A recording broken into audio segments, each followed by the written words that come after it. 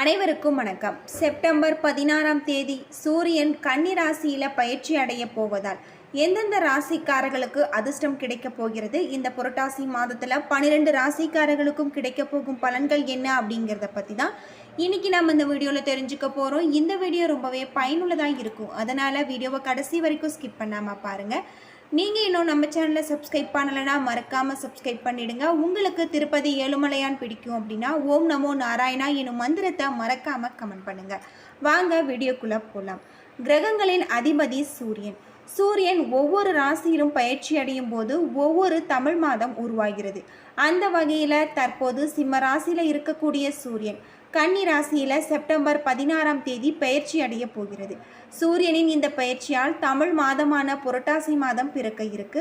புரட்டாசி மாதம் சூரியன் கன்னி ராசியில் இருப்பதால் சில ராசிக்காரர்களுக்கு இந்த மாதம் முழுவதுமே அதிர்ஷ்டம் நிறைந்ததாக இருக்கும். அதிர்ஷ்டம் பெறக்கூடிய ராசி யார் அப்படிங்கிறத பற்றி முழுமையாக தெரிஞ்சுக்கலாம். மேச ராசியில் சூரியனின் சஞ்சாரத்தால் புரட்டாசி மாதம் முழுவதுமே மேசராசிக்காரர்களுக்கு முன்னேற்றமும் வெற்றியும் நிறைந்த ஒரு மாதமாக இருக்கு. நீங்கள் செய்யும் தொழில் வியாபாரத்தில் நல்ல லாபத்தை காண்பிக்கக்கூடிய ஒரு காலகட்டம். உங்களது பொருளாதார நிலை நல்ல முன்னேற்றம் அடையும். வேலையில் இருப்பவர்களுக்கு சம்பள உயர்வு கிடைக்கும். குடும்ப வாழ்க்கை மகிழ்ச்சியாக இருக்கும். ஆரோக்கியம் நன்றாக இருக்கு அப்படின்னு சொல்லலாம். அடுத்ததாக மிதுன ராசிக்காரர்களுக்கு இந்த புரட்டாசி மாதம் முழுவதுமே உங்களுடைய சூழ்நிலைகள் சாதகமாக அமையும். வெளியூர் மற்றும் வெளிநாட்டில் வியாபாரத்தில் உங்களுக்கு நல்ல ஒரு வாய்ப்பு கிடைக்கும். பல நாட்களாக தடைப்பட்டிருந்த ஒப்பந்தம் கிடைக்கும். உங்களது நிதி நிலைமை மேம்படும். குடும்ப வாழ்க்கை மகிழ்ச்சியாக இருக்கும். செய்யும் வேலை சிறப்பாக இருக்கக்கூடிய ஒரு காலகட்டமாக அமைஞ்சிருக்கு. கன்னி ராசியில் பிறந்தவர்களுக்கு இந்த புரட்டாசி மாதம் முழுவதுமே நன்மைகள் பல கிடைக்கக்கூடிய ஒரு காலகட்டம். வேலை செய்பவர்களுக்கு பண வரவு அதிகரிக்கும். பதவி உயர்வுக்காக காத்திருப்பவர்களுக்கு நல்ல நிலை வாய்ப்புகள் காத்திருக்கு. செய்யும் தொழிலில் நல்ல ஒரு லாபம் கிடைக்கும். வியாபாரத்தில் புதிய வாடிக்கையாளர்கள் வருவாங்க. மேலும் குடும்பத்தில் வசதி வாய்ப்புகள் எதிர்பாராத அளவிற்கு அதிகரிக்கக்கூடியதாக சொல்லப்பட்டிருக்கு. அடுத்ததாக சிம்ம ராசியில் சூரியன் சஞ்சரிப்பதால் இந்த புரட்டாசி மாதம் முழுவதுமே அதிர்ஷ்டம் கொட்டும். அதாவது இந்த மாதம் முழுவதும் நீங்கள் நல்ல ஒரு முன்னேற்றத்தை காண்பிக்கக்கூடியதாக இருக்கு. வேலை தொடர்பாக செல்லும் பயணம் நல்ல பலன்களை பெற்றுத்தரும். வேலையில் இருப்பவர்களுக்கு பதவி உயர்வு கிடைக்கும். புதிய தொழில் தொடங்குவதற்கான வாய்ப்புகள் உங்களுக்கு கிடைக்கக்கூடிய ஒரு காலகட்டமாக இந்த காலகட்டம் உங்களுக்கு அமைஞ்சிருக்கு அப்படின்னே சொல்லலாம். பொதுவாக புரட்டாசி மாதத்தில் குரு பகவான் வக்ரம் அடைகிறார். இதன் காரணமாக சனி பகவான் ஆட்சி பலம் பெறக்கூடியதாக சொல்லப்பட்டிருக்கு. புரட்டாசி மாதத்தை பொறுத்தவரையில் 3 கிரகங்கள் ஆட்சி பலன் பெறுகின்றது. ஒன்று புதன், மற்றொன்று சுக்கிரன், இன்னொன்று சனி. இந்த 3 கிரகங்களே ஆட்சி பலன் பெறுகின்றதால எப்பொழுதும் போல மகாலட்சுமியின் வீடாக விளங்கக்கூடிய ரிஷபத்தில் குரு பகவான் வக்ர நிலையில் அமர்ந்திருக்காரு. மிகப்பெரிய ஒரு தாக்கத்தை ஏற்படுத்தும் சனியும் குருவும் சேர்வதால் மிகப்பெரிய ஒரு ராஜயோகம் இந்த புரட்டாசி மாதத்தில் ஏற்படக்கூடியதாக சொல்லப்பட்டிருக்கு. ஒவ்வொரு ராசிக்கும் புரட்டாசி மாதம் எப்படி இருக்கிறது அப்படிங்கிறத பற்றி முழுவதும் தெரிஞ்சுக்கலாம். அது மட்டும் இல்லாமல் இந்த புரட்டாசி மாதத்தில் மிதுன ராசியை பொறுத்தவரை உங்களுக்கு நல்ல ஒரு மாதமாக இருக்குது. பொதுவாக லாபஸ்தான அதிபதியாக விளங்கக்கூடிய செவ்வாய் பகவான் அற்புதமான முறையில் மிதுனத்தில் அமர்ந்திருக்கார். திருவாதியில் சஞ்சாரம் செய்யக்கூடிய செவ்வாய் பலன் அதிகரிக்கும். எனவே உத்தியோகம் சார்ந்த விஷயங்களில் எச்சரிக்கையாக இருப்பது உங்களுக்கு ரொம்பவே நல்லது அப்படின்னு சொல்லப்படுது.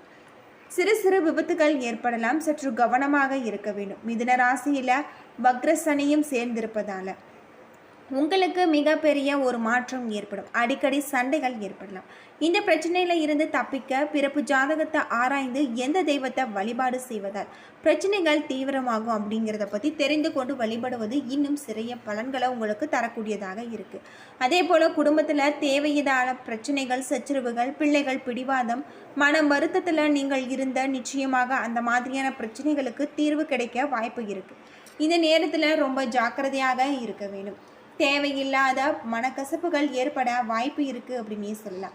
மிதுன ராசியில் பிறந்தவர்களுக்கு மிகப்பெரிய ஒரு அற்புதமான ஒரு மாற்றம் ஏற்படக்கூடிய ஒரு காலகட்டமாக இந்த காலகட்டம் உங்களுக்கு அமைஞ்சிருக்கு அப்படின்னே சொல்லப்படுது. மிதுன ராசியில் பிறந்தவர்கள் திருப்பதி ஏழுமலையான வழிபட்டு வாருங்கள். உங்களுடைய வாழ்க்கையில் இருக்கக்கூடிய அனைத்து விதமான பிரச்சனைகளும் தீரக்கூடியதாக சொல்லப்பட்டிருக்கு. உங்களுக்கு இந்த புரட்டாசி மாதம் முழுவதுமே அற்புதமான ஒரு மாற்றம் ஏற்படக்கூடிய ஒரு காலகட்டமாக இந்த காலகட்டம் உங்களுக்கு அமைஞ்சிருக்கு. வீட்டு பூஜை அறையில் தீபம் ஏற்றி மகாலட்சுமி தாயாரை வழிபட்டு வர உங்களுடைய வாழ்க்கையில் இருக்கக்கூடிய அனைத்து விதமான பிரச்சனைகளும் தீரக்கூடியதாக சொல்லப்பட்டிருக்கு.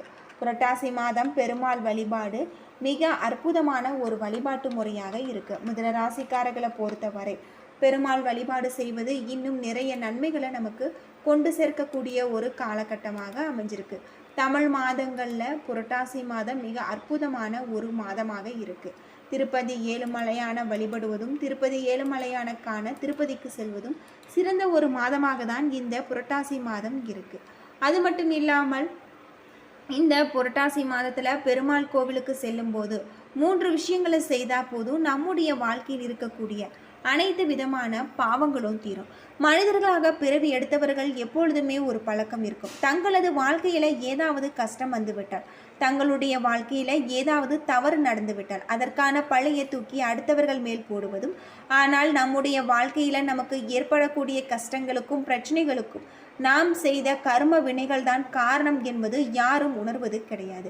நாம் செய்த பாவ புண்ணிய கணக்குகளாக தான் கடவுள் நமக்கான தண்டைகளை கொடுக்கக்கூடியவராக இருக்காரு. இனி உங்களுடைய வாழ்க்கையில் கஷ்ட நஷ்டங்கள் ஏற்பட்டாலும் சரி, துன்பங்கள் வந்தாலும் சரி, அதை எப்படி சரி செய்வது என்று சிந்தித்து அதற்கான முயற்சிகளை எடுங்கள். அனாவசியமாக அடுத்தவர்களை குறை சொல்ல வேண்டாம்.